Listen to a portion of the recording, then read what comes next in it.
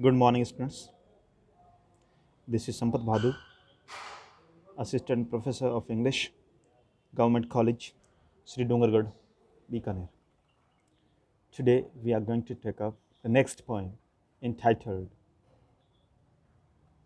Going, composed by Philip Larkin. Philip Arthur Larkin was a poet and novelist born in Coventry and educated at King Henry VIII School. Larkin started writing poetry when he was just 15, but it was after he had graduated from the university and taken up his first job that he began to write earnest. Larkin was man of retiring habit and somewhat unsociable by temperament. He even disliked travel because he wanted to preserve his privacy. His general outlook on life was very gloomy and bleak, and his poetry is deeply colored by this pessimistic outlook. Larkin had a major breakdown in his health in the middle years of his life and had to undergo extensive medical tests to find out what was wrong with him. He remained in hospital for a long time but subsequently recovered. But eventually, in 1985, he passed away.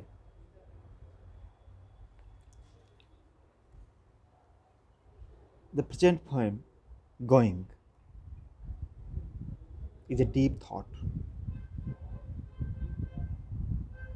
Time, death, chance, and choice have been identified as major themes in Larkin's poetry. Larkin is intimately concerned with a world in which human beings have been caught up in time, despair, and disappointment. In the poem Going, the poet depicts the coming of evening, the part of the day that proclaims its doom, that declares its end from distance. The evening seems silken, but when it arrives, it brings no comfort. Growing age is the evening time, which makes even the firmly rooted tree young, energetic, and dynamic human being. Here, firmly rooted tree symbolizes young, energetic, and dynamic human being. That firmly rooted tree also fade away with the passage of time when the evening comes. Evening means the end of life, death. Man falls prey to the texture of time and finds himself helpless, hapless, and hopeless. The poet perceives the old age as evening, which causes the lamps to burn. The old age, however, does not lead towards enlightenment.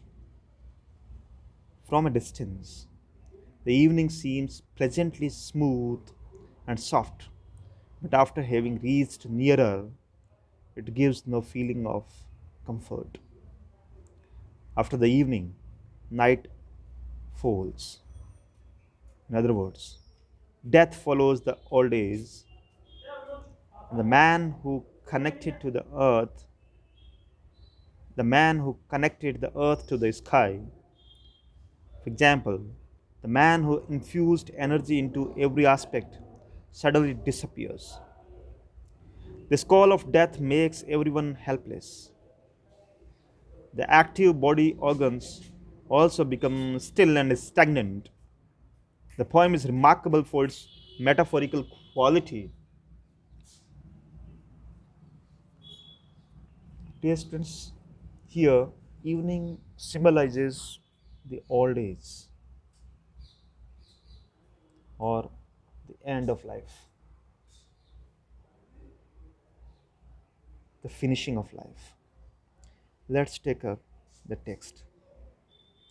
There is an evening coming in across the fields one never sees seen before, that lights no lamps, silken it seems at a distance, yet when it is drawn up over the knees and breast, it brings no comfort. Beautiful lines. And these lines reveal the harsh reality of life,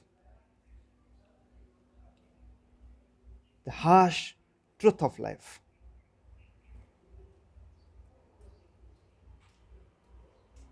Here, Larkin describes the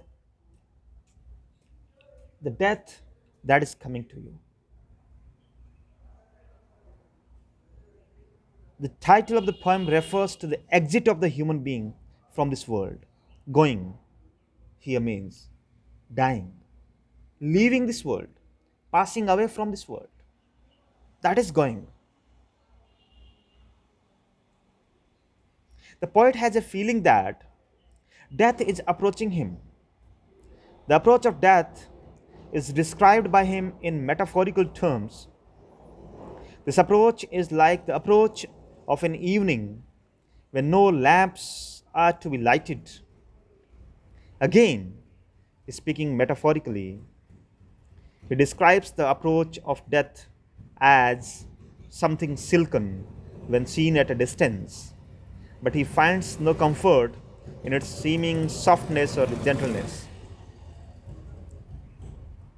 It's more or less melancholy poem. In any case, it's a poem in which the poet thinks over or broods over the fact of death, and especially upon the nearness of death. It's relevant to point out in this connection that the original title of this poem was Dying Day. It may also be pointed out that death was one of Larkin's preoccupations, if not one of his obsessions. Death is a recurrent theme in his poetry. Going is a deeply pessimistic poem. The speaker here anticipates the coming of death, and he speaks about death in metaphorical language. He refers to the approach of death as an evening which is coming across the fields, and as an evening in which no lamps are lighted.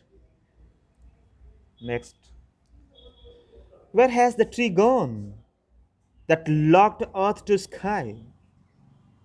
What is under my hands that I cannot feel? What loads my hand down?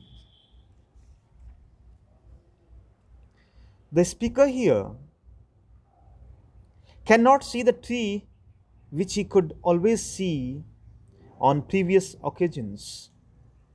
It was a very tall tree which seemed to link the earth with the sky, but now that lofty tree has become invisible to him. With the passage of time, everything demolishes, everything dies, everything perishes or vanishes from this world. Then he also finds that the object beneath his hands no longer gives him the same sensation which he used to experience formerly or earlier. Furthermore, something weighs upon his hands, forcing them downwards, but he does not know what that something is. Thus, the speaker in this poem discovers that a great change has taken place in the things around him, and also in his emotional reactions to those things. Here, too, the poet uses metaphors to express his reaction to the approach of death. The speaker misses certain objects and certain sights which had previously existed in a tangible form.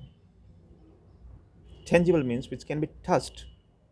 The tree which is no longer to be seen, the object which his hands can no longer feel, and the weight which pushes his hands downwards. These are all metaphors for the vanishing or the melting away of this material, visible world at the arrival of death. Dear students,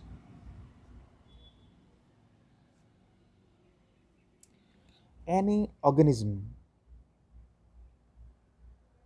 that took birth on this earth, eventually that organism has to meet the death. If we talk about the human beings, we all are subject to death. We all are likely to die one day, some or the other day.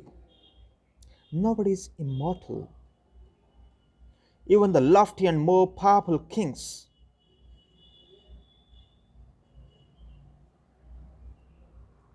they have also passed away from this world.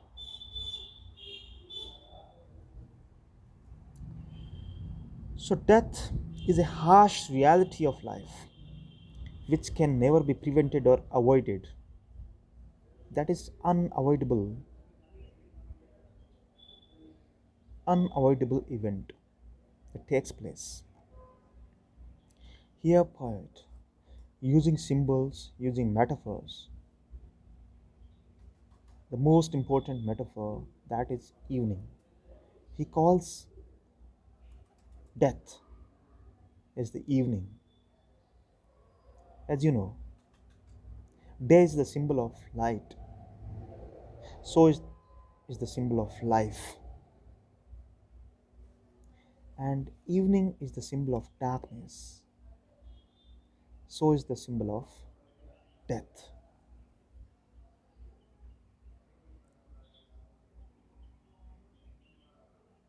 So the day symbolizes human life, and as the sun declines, our human life also declines. When the sun is overhead, we can compare our human life. When the sun is overhead, that time, that stage of human life is youth. After that, what happens? Human life declines as the sun also goes down into the west. And when the sun sets, the life can be compared as the end. Life also ends. So beautiful comparison made by Philip Larkin.